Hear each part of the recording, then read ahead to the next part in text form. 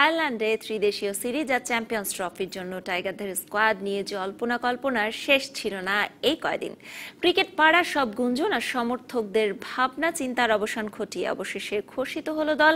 কেউ বলছেন মাশরাফির এই দলটাই সেরা, কেউ আবার দেখছেন কিছুটা পরিবর্তন আসতে পারত। খেলা নিয়ে খেলা আজ পুরোটা সময় আলোচনা করতে চাই এই বিষয় নিয়েই। সঙ্গে থাকবো আমি ফারজানা জহির। আমাদের আজকের বিষয় দল কেমন হলো। চাইলে স্ক্রিনে দেখানো নম্বরে আমাদের ফোন করতে পারেন, আপনিও জানিয়ে দিতে পারেন আপনার মতামত অথবা করতে পারেন আপনার প্রশ্নটি। আর সেই প্রশ্নের উত্তর দিতে আমাদের সাথে যোগ দেবেন বাংলাদেশ জাতীয় দলের সাবেক ক্রিকেটার হাসানুজ্জামান ঝড়ু। তার আগে দর্শক জানিয়ে দিতে চাই আজকের দিনে যে দল ঘোষণা হলো সেই খবরাখবরগুলো। আয়ারল্যান্ডের ট্রাইনেশন সিরিজ ও ইংল্যান্ডের চ্যাম্পিয়ন্স ট্রফির জন্য দল ঘোষণা করেছে বিসিবি। ইংল্যান্ড যাওয়া হচ্ছে না মাত্রই শ্রীলঙ্কা ঘুরে আসা সোহান, শুভাশিস ও শুভাগত হোমের। দলে ডাকা হয়েছে পেসার শফিউল ইসলামকে। চ্যাম্পিয়ন্স ট্রফিতে না থাকলেও ঘরোয়া ক্রিকেটে দারুণ ছন্দে থাকা নাসির হোসেনকে আয়ারল্যান্ডে পাঠাচ্ছেন নির্বাচকরা। সাসেক্সের প্রস্তুতি ক্যাম্প, আয়ারল্যান্ডের ত্রিদেশীয় সিরিজ আর ইংল্যান্ডের চ্যাম্পিয়ন্স ট্রফি। আসছে 2 মাসের এই বিশাল সফরের জন্য জাতীয় দল ঘোষণায় মিরপুরে সাংবাদিকদের মুখোমুখি বিসিবির নির্বাচক প্যানেল। ত্রিদেশীয় সিরিজের জন্য 18 আর চ্যাম্পিয়ন্স ট্রফির জন্য বাংলাদেশ দল 15 সদস্যের। 2 দলেই ফিরেছেন পেসার শফিউল ইসলাম। ত্রিদেশীয় সিরিজের 18 জনের দলে নাসির হোসেন ফিরলেও চ্যাম্পিয়ন্স ট্রফিতে থাকছেন স্ট্যান্ড বাই হিসেবে। তার সাথে চ্যাম্পিয়ন্স ট্রফির স্ট্যান্ড বাইয়ের তালিকায় থাকছেন আরও 3 জন, সোহান, শুভাশিস ও সাইফুদ্দিন। সর্বশেষ শ্রীলঙ্কা সফরের দল থেকে বাদ পড়া শুভাগত আর দলে ফেরা শফিউল, দুজনের বিষয়ে প্রধান নির্বাচকের জবাব, কন্ডিশনের কারণেই এমন সিদ্ধান্ত। শফিউলকে অবশ্য ও তো আমাদের লাস্ট বিপিএল এ ইনজুরিতে না পড়লে তো আমাদের অনেকগুলো সিরিজের মধ্যে থাকতো। ফিটনেস লেভেল সবকিছু দেখলাম যে সব ঠিক আছে। তো যেহেতু ঠান্ডাতে আমরা কন্ডিশনে খেলবো, তো সেই হিসেবে আমরা মনে করি যে ওর ব্যাক টু ব্যাক ম্যাচ খেলার যে একটা কমপ্লেন আছে এটা ইনশাআল্লাহ আমরা কাটিয়ে উঠতে পারবো। শুভগত হোমের বোলিংটা আমাদের টিম ম্যানেজমেন্ট পছন্দ করেনি, তো সেই হিসাবে ডিফারেন্সটা করেছি। যেহেতু ইংলিশ কন্ডিশনে খেলা, ওই জায়গায় আমরা ওকে বিবেচনায় আনি। আর চ্যাম্পিয়ন্স ট্রফির জন্য 4 জন স্ট্যান্ড বাই নেওয়ার প্রসঙ্গে নান্নু বলছেন, দীর্ঘ সফর আর টানা ম্যাচের কারণে ইনজুরি সংখ্যা থেকেই এমন প্রস্তুতি। এই কন্ডিশনে আমাদের অনেক প্লেয়ার এখনো ক্রিকেট খেলেনি, তো এই কন্ডিশনের সাথে ইউজ টু হওয়া। কিন্তু সামনে আমাদের অনেকগুলি এভে সিরিজও আছে, সাউথ আফ্রিকায় একটা বড় সিরিজ আছে, তো কিছু খেলোয়াড়কে তৈরি করা আমাদের দরকার। সেই হিসাবে 18 জন নিয়ে যাওয়া। 26 এপ্রিল সাসেক্সে শুরু হবে কন্ডিশনিং ক্যাম্প, যা চলবে 6 মে পর্যন্ত। 12 মে থেকে আয়ারল্যান্ড ও নিউজিল্যান্ডের সাথে ত্রিদেশীয় সিরিজের পর 1 জুন থেকে ইংল্যান্ডে বসবে আইসিসি চ্যাম্পিয়ন্স ট্রফি। সে লক্ষ্যে আগামী 25 এপ্রিল দেশ ছাড়ার কথা রয়েছে টাইগারদের। Sourav Abid, DBC news, Dhaka. Champions trophy ও আয়ারল্যান্ড সফরের জন্য ঘোষিত স্কোয়াডের সেরা পছন্দ বলে মনে করেন ক্যাপ্টেন মাশরাফি। ভিন্ন কন্ডিশনের ক্রিকেটারদের প্রমাণের সুযোগ বলছেন ম্যাশ। দলে ডাক পাওয়া সতীর্থ নাসির, শফিউলরা কথা দিয়েছেন একাদশের সুযোগ পেলে খেলবেন, সামর্থ্যের পুরোটা উজাড় করে। ঢাকা প্রিমিয়ার লিগ নিয়ে ব্যস্ত জাতীয় দলের ক্রিকেটাররা চতুর্থ রাউন্ড পর্যন্ত পারবেন খেলতে। 26 এপ্রিল চড়তে হবে বিলেতের বিমানে। দল ঘোষণার ব্যাপারে জানলেও অধিনায়ক মাশরাফি সাংবাদিকদের কাছে জেনেছেন কে কে থাকছেন স্কোয়াডে। বললেন সেরা দলই পছন্দ করেছে নির্বাচকরা। রিসেন্ট যারা খেলেছে ম্যাক্সিমাম সেই প্লেয়ারগুলোই আছে। সবার জন্য খুব ভালো অপরচুনিটি এই ক্যাম্পটা এবং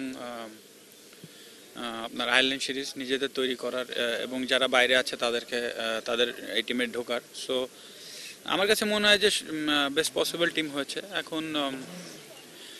এখন বাদবাকিটা আমাদেরই করতে হবে, বেটার ক্রিকেট খেলতে হবে ওখানে। যদিও কাজটা কঠিন, বাট আমাদের চেষ্টা করতে হবে সেরা খেলাটা খেলার। দীর্ঘদিন পর ফিরেছেন নাসির, পেসার শফিউল জায়গা পেয়েছেন স্কোয়াডে। উইকেট কিপার সোহানও আছেন ঘোষিত দলে। 3 জনেই বলেছেন দলের প্রয়োজনে ভূমিকা রাখতে চান তারা। বাংলাদেশের মানুষজন যে আমাকে অনেক ভালোবাসে সেটা আমি প্রমাণ পাই আর কি। মানে উঠতে বসতে সবখানেই যেভাবেই হোক না কেন, সবাই যার সাথেই দেখা হয় না কেন, তারা সবাই বলে যে দোয়া করতেছি। সো এটা আমার কাছে অনেক বড় পাওয়া। এটার পজিটিভ সাইডও আছে, নেগেটিভ সাইডও আছে। আমি ভালো খেলার চেষ্টা করব। এখন হয়তো এটা ভালো খেলতেও পারি, নাও খেলতে পারি, কিন্তু আমার চেষ্টা থাকবে অবশ্যই ভালো খেলার এবং টিমে জায়গা করে নেওয়ার। আমি যেরকম খেলে যাচ্ছি ওই রকম যদি খেলে যাই ইনশাল্লাহ ভালো কিছু হবে। আর তারপর তো পরের ব্যাপার। তো হ্যাঁ, অবশ্যই ভালো কিছু খেললে টিমের সাথে থাকতে পারবো, এটাই প্রত্যাশা যে টিমের সাথে থাকতে হলে ভালো কিছু করতে হবে। আল্লাহর রহমতে প্রিমিয়ার লিগে যে ম্যাচগুলো গেছে ব্যাটিংও ভালো হয়েছে। আজকেও নট আউট ছিলাম 47, আর কিপিংটা তো মাশাআল্লাহ হচ্ছে ভালো। তো চেষ্টা করবো যে এটা কন্টিনিউ করা। আর আমার যে উইক পয়েন্টগুলো রয়েছে মেইনলি ব্যাটিংয়ে যেগুলো রয়েছে, এগুলো আমার চেষ্টা করবো যে উইক পয়েন্টগুলো নিয়ে কাজ করে তাড়াতাড়ি রিকভারি করা। Ikram Hossain, DBC news, BKSP, Savar. অবশেষে জাতীয় দলে ডাক মিলল নাসির হোসেনের। মের 12 তারিখ থেকে আয়ারল্যান্ডে শুরু হতে যাওয়া ট্রাই নেশন সিরিজে দেখা যাবে নাসিরকে। উপেক্ষিত নাসির ইমার্জিং কাপ ও প্রিমিয়ার লিগে সেঞ্চুরি করেই বাধ্য করলেন তাকে দলে ডাকতে। দলে তো জায়গা মিলল, ফিনিশারের এবারের লক্ষ্যটা কি? নাসির হোসেন টাইগার ভক্তদের এক আফসোসের নাম। মাস 7 আগে ইংল্যান্ডের বিপক্ষে দুটো ওয়ানডেই তার সম্বল। তার আগে ওয়ানডেতে দেখা গেছে 2015 সালের নভেম্বরে জিম্বাবুয়ের বিপক্ষে। কেন নাসির নেই দলে, এ নিয়ে ভক্তদের হাহাকারের যে শেষ ছিল না। জাতীয় দলে জায়গা পেতে মূল পরীক্ষাটা দিতে হয় ঘরোয়া টুর্নামেন্টে। সেখানে নাসির তো 100-তে 100 রানের পর রান করে চলেছেন। তবে যাই করেন নাসির, একাদশে তো পরের ব্যাপার। অস্ট্রেলিয়ার ক্যাম্পিং আর নিউজিল্যান্ড সফরের প্রাথমিক দলেও মেলেনি জায়গা। টিম ম্যানেজমেন্ট বলছে নিয়মের বেড়াজালে আটকানো যায় না নাসিরকে। সময়ের সাথে সাথে পাল্টে গেছে সুর। জানানো হয়েছিল পেসারদের বলে ছন্দে থাকে না নাসির, আর শুভাগত হোম নাসিরের চেয়ে ঢের ভালো। বোর্ডের কর্তা ব্যক্তিদের মুখের উপর উত্তর দেবার তো সুযোগ নেই, তাই জবাবটা এলো ব্যাট হাতে। গেল ডিসেম্বরে জাতীয় লিগে করলেন অপরাজিত 201, সেটাও এমন সময়ে যখন ম্যাচ উইনারের অভাবে কিউই মাটিতে ধুঁকছে বাংলাদেশ। মাত্র শুরু হওয়া প্রিমিয়ার লিগ বাদ যাবে কেন? প্রথম ম্যাচেই নাসিরের সেঞ্চুরি। ব্যাটে রান আছে, বল হাতেও ঝামেলা করছেন ব্যাটসম্যানদের। গেল মাসের ইমার্জিং কাপের কথাই ধরুন, সেখানেও নাসিরের আছে 100 ছাড়ানো সেঞ্চুরি। এ তো কেবল ব্যাটিং, দলের দুঃসময়ে দারুণ অফ ব্রেকে বহুবার হয়েছেন ত্রাতা, আর তার ফিল্ডিং এর তো জুড়ি মেলা ভার। এতদিন পর মিলল আনন্দের খবর। ডাক মিলেছে আয়ারল্যান্ডের ট্রাই নেশন সিরিজে। মুখে শুধু ভালো খেলার ইচ্ছার কথাটাই জানালেন, তবে চোখে মুখে লেগে থাকা তৃপ্তি তো আর ঢাকা পড়ে না। কনফিডেন্স, আপনি যেখানে রান করেন না কেন, আপনি যত বেশি রান করবেন কনফিডেন্স লেভেল তত ভালো হবে আপনার। তো আল্লাহর রহমতে আমার সেই কনফিডেন্স আছে। এখন ওই যে ওইটাই বললাম আর কি, যে সুযোগ পাওয়াটা বড় কথা না, ওখানে গিয়ে পারফর্ম করাটা হচ্ছে বড় কথা। Khalid Jamil, DBC news desk. খেলা নিয়ে খেলা চলছে, একটা বিরতির সময় হয়ে গেছে, সঙ্গে থাকুন।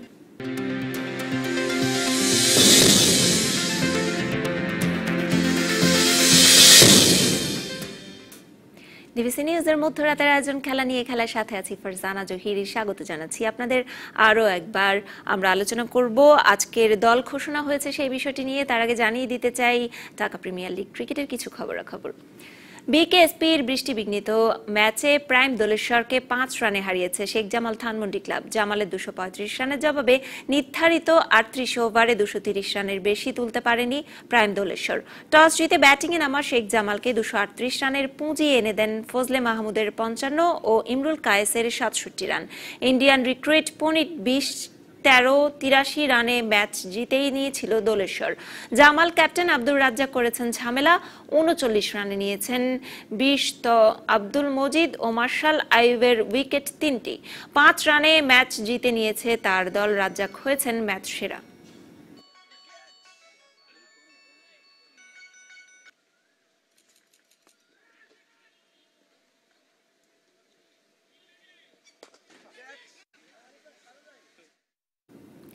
চ্যাম্পিয়ন্স ট্রফির জন্য দল ঘোষণা করেছে ক্রিকেট অস্ট্রেলিয়া। বিশ্বকাপের পর আইসিসির সবচেয়ে বড় এই ইভেন্টে 15 সদস্যের অস্ট্রেলিয়া দলে ডাক পেয়েছেন পেসার জেমস প্যাটিনসন ও অলরাউন্ডার ময়েসেস হেনরিক্স। পেসার জন হ্যাংস্টিংকেও রেখেছে অজি নির্বাচকেরা। 2015 সালের সেপ্টেম্বরে শেষ ওয়ানডে খেলেছে প্যাটিনসন। ইনজুরিতে পড়েছিলেন মাঝে। ফিরে এসে ভিক্টোরিয়ার হয়ে শেফিল্ড শিল্ডে 24 ও নটিংহ্যামশায়ারের হয়ে কাউন্টি চ্যাম্পিয়নশিপে নেন 13 উইকেট। প্যাটিনসন ছাড়াও অজি টিম পেস অ্যাটাকে দেখা যাবে Mitchell Starc, Josh Hazlewood, Pat Cummins ও জন হ্যাস্টিংকে। ময়েসেস হেনরিক্সকে দলে থাকতে লড়তে হয়েছে Usman Khawaja, Peter Handscomb, George Bailey ও ক্যামেরুন হোয়াইটের সাথে। শেষ পর্যন্ত সবাইকে টেক্কা দিয়ে ইংল্যান্ডের ফ্লাইট ধরবেন আইপিএলে মুস্তাফিজের সতীর্থ ময়েসেস হেনরিক্স। প্যাটিনসন হেনরিক্সের আশার ফাঁকে দলে জায়গা হারিয়েছেন অলরাউন্ডার জেমস ফকনার। 2011 সালের পর প্রথম কোনো আইসিসি ইভেন্টে দেখা যাবে না ফকনারকে।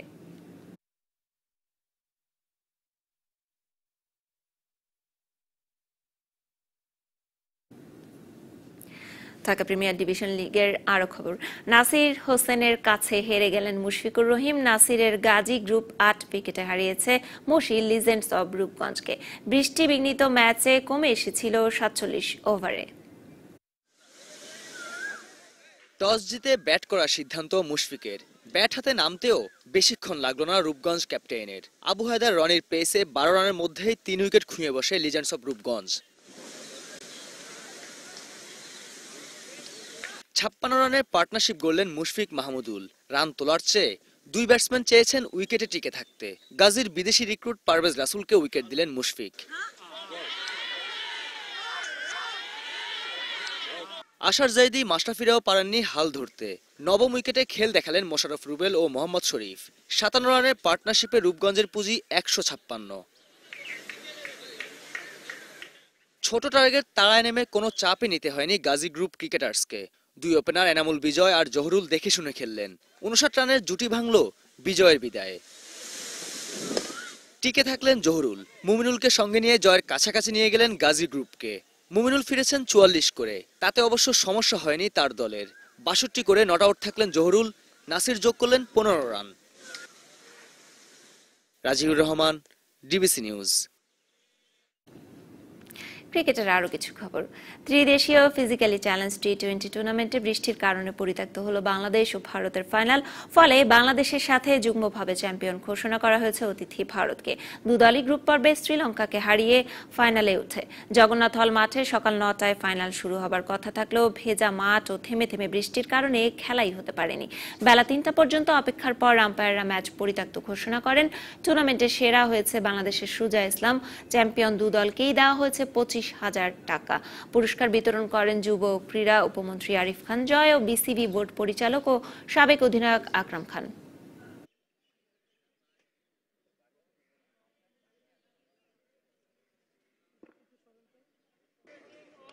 ভাই সবাই একটু পিছনে, ভাই ভাই পিছনে আপনার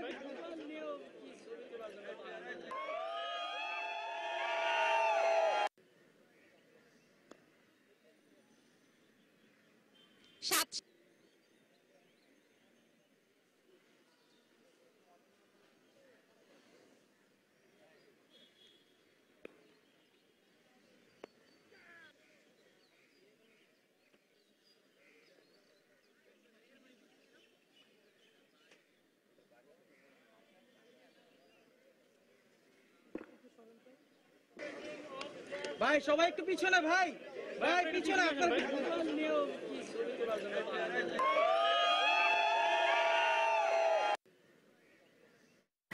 আমরা আজ কথা বলতে চাচ্ছিলাম যে বাংলাদেশের যে দল ঘোষণা করা হয়েছে চ্যাম্পিয়ন্স ট্রফি এবং ত্রিদেশীয় সিরিজের জন্য, সেই দলটা কেমন হলো সে বিষয়ে আমরা জানবো। আমাদের সাথে যোগ দিয়েছেন আমাদের আজকের অতিথি হাসানুজ্জামান ঝড়ু। আপনাকে স্বাগত আমাদের স্টুডিওতে। আপনার দলটা কি আজকের দলটা হয়েছে কিনা? আমার দলটা মানে কি সারা বাংলাদেশেরই কিন্তু এটা দল, এবং বর্তমান যে ক্রিকেটের বর্তমান যে অবস্থা সেই হিসাবে কিন্তু ট্রাইনেশন এবং চ্যাম্পিয়ন্স ট্রফি দিয়ে আমার মনে হচ্ছে যে সঠিক দলই গঠন করা হয়েছে। Specially Nasir, welcome back. অনেকদিন ধরে পারফর্ম করে যাচ্ছে কিন্তু সুযোগের অভাবে খেলতে পারছিল না, কারণ এখন যে কিউ বাংলাদেশ টিমে সেখানে ডিফিকাল্ট একটা প্লেয়ার এত পারফর্ম করার পরেও আসতে পারছিল না। বাট নাসিরের জন্য একটা অপরচুনিটি যে ওয়েল ফিনিশার, আবার নতুন করে ফিনিশার হিসেবে এস্টাবলিশড হবে এটাই আশা করছি। বাট ট্রাইনেশন 18 জনের টিম করেছে এবং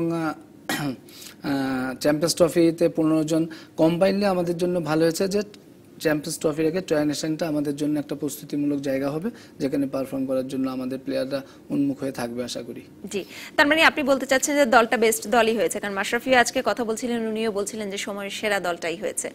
আমার কাছে তাই মনে হয়েছে, কারণ সময় সেরা দল, কারণ বা দুই একজন এরকম কেউ কি আছে কিনা যে আপনার মনে হয় হিসেবে বাদ পড়ে গেছে, তাকে নিলে ভালো হতো? না, রিসেন্টলি বাংলাদেশ ক্রিকেটে যে সিরিজগুলো খেলে আসছে সেখান থেকে খুব বেশি একটা টিম বর্তমান বাংলাদেশ টিমে কিন্তু চেঞ্জ করার মতন জায়গাটা খুব কম, একমাত্র টি20 ছাড়া, যেখানে সাইফুদ্দিনকেও সুযোগ দেওয়া হয়েছিল।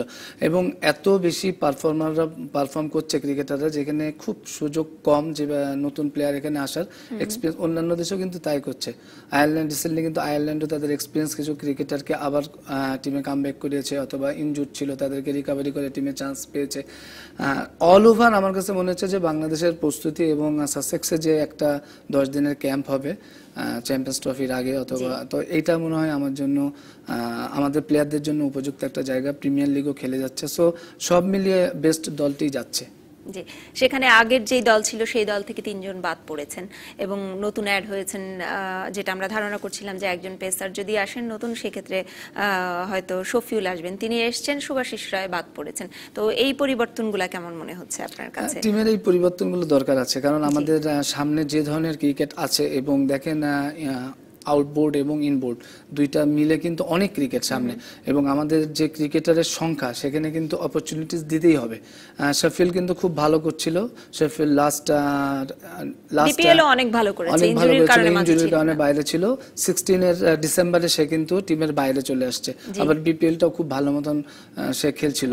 শফিউল হচ্ছে প্রমাণিত ক্রিকেটার, এবং শুভাশিস অথবা আদার্স যে ক্রিকেটার অথবা তাসকিন অথবা যে পেস বোলারগুলো আছে, তাদের এখন এমন একটা সুযোগ হয়েছে যে যখনই চান্স পাচ্ছে, সে যদি পারফর্ম না করতে পারছে স্পেল ওয়াইজ অথবা টিম ম্যাচ ওয়াইজ, তাহলে কিন্তু বাদ পড়ে যাওয়ার পসিবিলিটি হচ্ছে। এখন সুযোগটা খুবই কম পাচ্ছে, খুব কম, এবং অনেক কম্পিটিশন ক্রিকেট হচ্ছে, যেই জন্য হচ্ছে যে যখনই সুযোগ পাচ্ছে সে যদি তার জায়গাটা পরিপূর্ণভাবে করে নিতে না পারে, তাহলে ছিটকে পড়ে যাওয়ার একটা চান্স আছে। জি, নাসিরের কথা আপনি বলছিলেন যে আমাদের দর্শকরা গতকালকেও ফোন করে অনেকে বলছিলেন যে নাসিরকে দলে চাই, তাদের আশা পূরণ হয়েছে, কিন্তু আপনি কি চ্যাম্পিয়ন্স ট্রফির দলে নাসিরকে ভেবেছিলেন কিনা? ত্রিদেশীয় সিরিজের দলে নাসিরকে শুধুমাত্র এখন নেওয়া হয়েছে।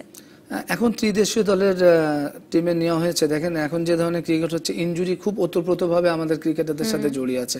নাসির যদি ত্রিদেশীয় টুর্নামেন্টটা ভালো খেলে, সিরিজটা ভালো খেলে, তাহলে কিন্তু একটা অপরচুনিটি থাকবে, স্ট্যান্ড বাই যেহেতু আছে, তার একটা সুযোগ আছে। এবং আমার কাছে মনে হচ্ছে যে চ্যাম্পিয়ন্স ট্রফি না, নাসির যেহেতু টিমে চান্স পেয়ে গিয়েছে, চ্যাম্পিয়ন্স ট্রফি কিন্তু একটা সিরিজ, হাই ভোল্টেজ একটা টুর্নামেন্ট, সো আরো পরে কিন্তু অনেক ক্রিকেট আছে। তা নাসিরের এই যে ইন করাটা ন্যাশনাল টিমে, এটা তার জন্য মনে শুভময় দিন আসছে।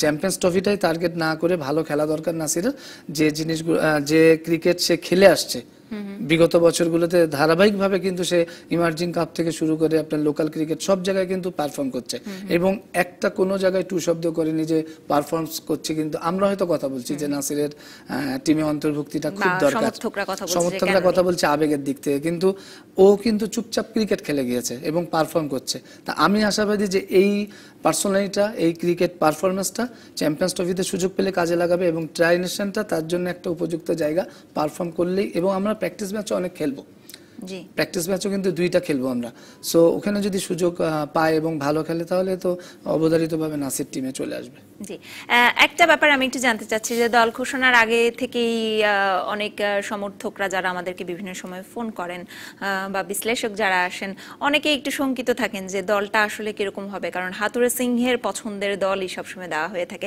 এই ব্যাপারে আপনার কাছ থেকে জানবো। টেলিফোনে একজন দর্শক অপেক্ষা করে আছেন। হ্যালো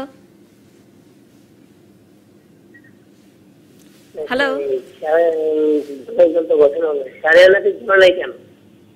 ধন্যবাদ আপনাকে। শারিয়ান নাফিসের ব্যাপারে জানতে চাচ্ছিলেন যে শারিয়ান নাফিসকে কেন নেওয়া হয়নি?